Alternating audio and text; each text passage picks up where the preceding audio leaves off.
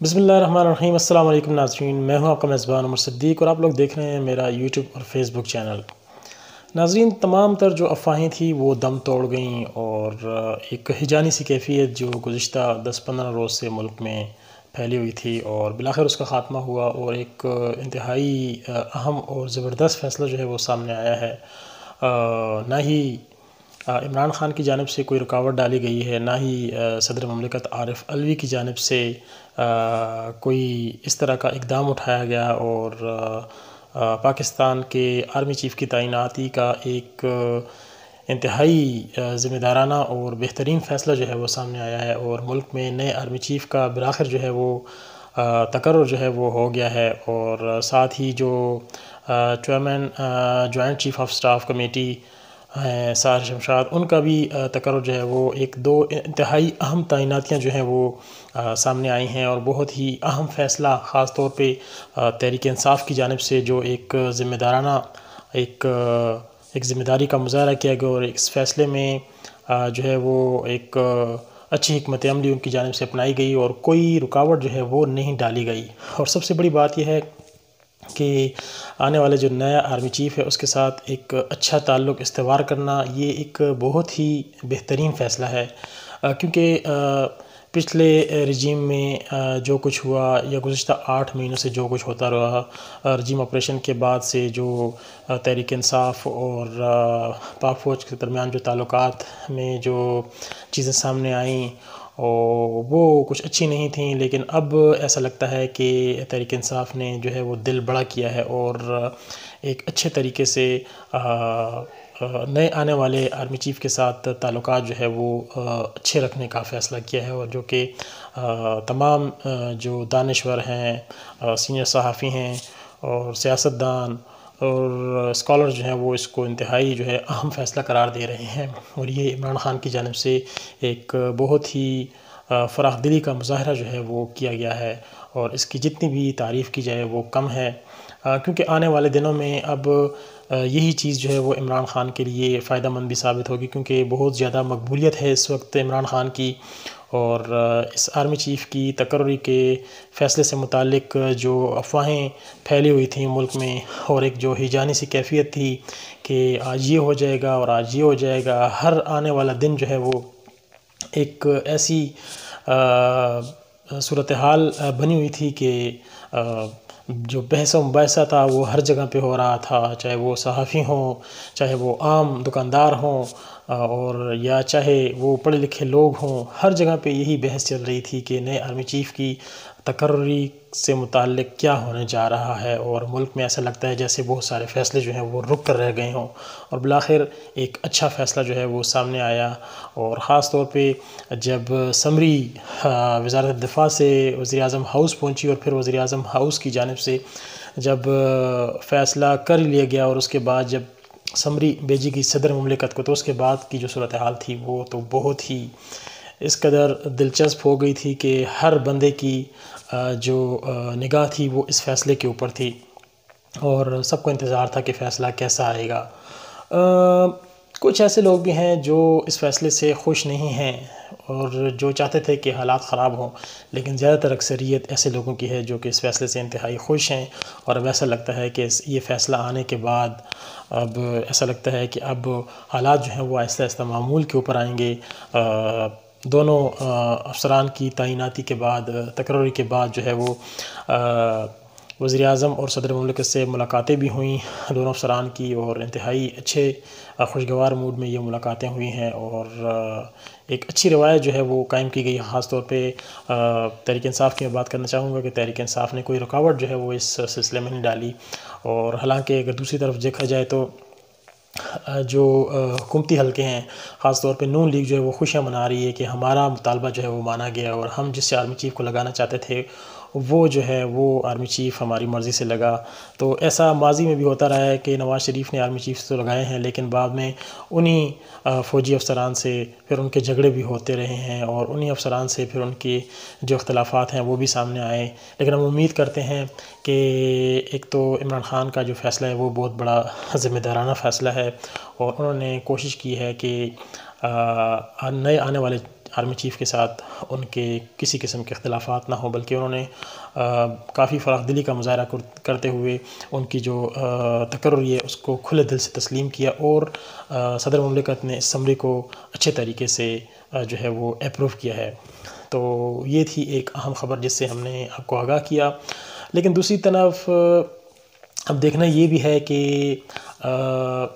اس سارے معاملے میں جو کہ جیسے میں نے بتایا کہ پچھلے 7-8 ماہ سے جو کچھ چل رہا تھا، جو پچھلے ملٹری اسٹیبلشمنٹ کے ساتھ جو تعلقات تھے کس قدر تھے وہ تحریک انصاف کے، اور اس دوران جو ملک کے اندر جو فیصلے ہوتے رہے ہیں، خاص طور پہ جو مختلف مقدمات ہوتے رہے ہیں تحریک انصاف کے رہنماؤں کے اوپر، صحافیوں کے اوپر جو ہے FIR کٹتی رہی ہیں، اور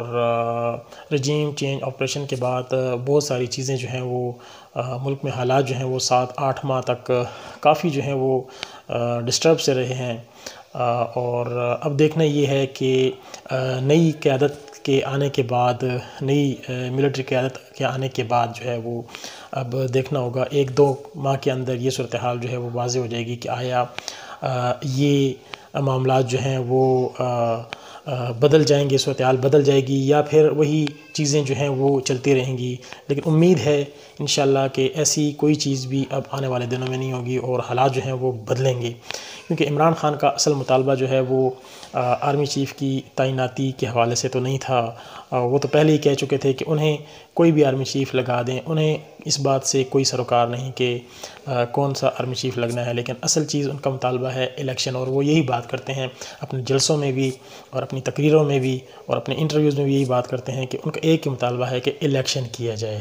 ان کے ساتھ جو ہوا رجیم چینج آپریشن کی صورت میں، ان کی حکومت کا جو خاتمہ ہوا، تو اب وہ چاہتے ہیں کہ مزید کسی سے اختلافات بڑھانے کی بجائے بہتر یہ ہے کہ الیکشن ہو۔ اس میں تمام جماعتوں کا بھی فائدہ ہے، تمام سیاسی جماعتوں کا اس میں فائدہ ہے، کیونکہ اگر ہم باقی جماعتوں کی بات کریں تو وہ سارے جو ہیں وہ ایک جڑے ہوئے ہیں، ایک اتحادی حکومت ہے، لیکن ان کو ایک سوچے سمجھے منصوبے کے تحت جو ہے وہ اس وقت جوڑا گیا ہے تاکہ ملک میں حالات جو ہیں وہ معمول پر رہیں۔ لیکن مجھے لگتا نہیں ہے اگر الیکشن کی بات سامنے آتی ہے اور الیکشن اناؤنس ہوتا ہے تو پھر یہ اتحاد جو ہیں وہ ٹوٹ جائیں گے، اور یہ پیپلز پارٹی، JUI، نون لیگ کا جو اتحاد بنا ہوا ہے، اور 12-13 جماعتیں جو ہیں وہ اس میں شامل ہیں سیاحت میں، اور حکومت بنی ہوئی ہے، یہ ایک دم سے یہ سارا شیرازہ جو ہے وہ بکھر جائے گا اور حکومت بہت جلد گر جائے گی۔ اور یہ اچھی بات ہے کہ الیکشن کا جو نعرہ زور پکڑ چکا ہے، یہ فیصلہ ہو جائے تو اچھا ہے، یہ تمام جماعتوں کے لیے بھی قابل قبول ہوگا، کیونکہ جو حکومت ہے وہ بھی بولڈ فیصلے نہیں کر پا رہی،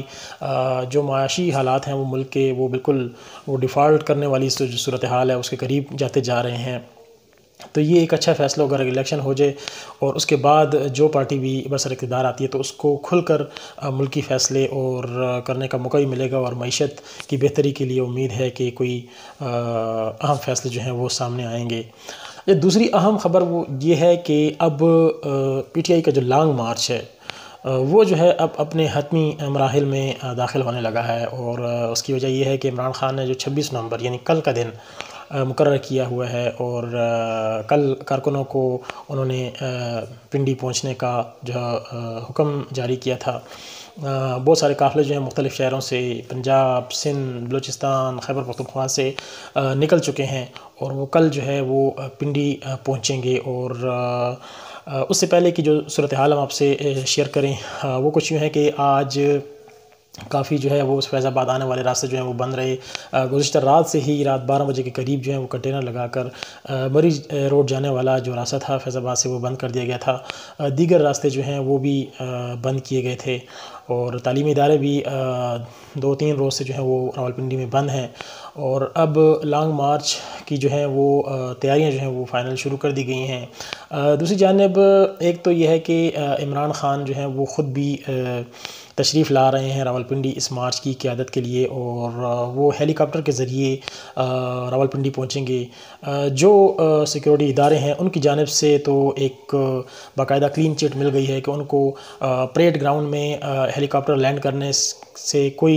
ان کو کوئی رکاوٹ نہیں ہے اور کوئی مسئلہ نہیں ہے، انہوں نے کلین چٹ دے دی۔ لیکن دوسری جانب حکومت جو ہے وہ رول اٹکا رہی ہے، جو عمران خان صاحب کا جو چاپر لینڈ کرے گا پریڈ گراؤنڈ پہ، اس حوالے سے کافی جو ہے وہ حکومت جو ہے وہ سختی کر رہی ہے، اجازت نہیں دے رہی۔ ایک کے بعد دوسری درخواست بھی اب تحریک انصاف کی جانب سے سامنے آ چکی ہے کہ آیا ان کو کس طریقے سے اجازت مل جائے، کیونکہ تحریک انصاف چاہتی ہے کہ عمران خان کو جلسہ کے قریب ہی کہیں لینڈ کرنے کی اجازت ملے، تاکہ جو سیکیورٹی تھریٹس ہیں یا جو سیکیورٹی حالات ہیں جس کا حکومت بار بار کہہ رہی ہے کہ تحریک انصاف کے لانگ مارچ میں دہشت گردی کا خطرہ ہے، تو اس صورتحال سے نمٹنے کے لیے تحریک انصاف یہ چاہتی ہے کہ عمران خان کا جو ہیلی کاپٹر ہے وہ جلسہ گاہ کے قریب ہی کہیں لینڈ ہو تاکہ وہ آسانی سے جلسہ گاہ پہنچ سکیں۔ لیکن جو حکومت ہے وہ ابھی ہیلی کاپٹر لینڈ کرنے کی پنڈی میں تحریک انصاف کو اجازت نہیں دے رہی۔ پہلے ایک درخواست ہے، اب دوسری درخواست بھی جمع کرا دی گئی ہے۔ دیکھتے ہیں کہ اب صبح تک یہ فیصلہ کیا سامنے آئے گا، یا ان کو اجازت ملتی ہے یا نہیں۔ بہرحال عمران خان جو ہے وہ اس لانگ مارچ میں شرکت کریں گے اور وہ قیادت بھی کریں گے اس کی۔ دوسری جانب جو پی ٹی آئی جو ایک سٹیج سیٹ کر رہی تھی فیض آباد کے قریب، ان کو وہاں پر جلسہ یا لانگ مارچ کرنے سے روک دیا گیا ہے، اور اب ان کے لیے ایک نئی جگہ جو کہ شمس آباد کے قریب جو ہے وہ مقرر کی گئی ہے، اور وہاں پر اب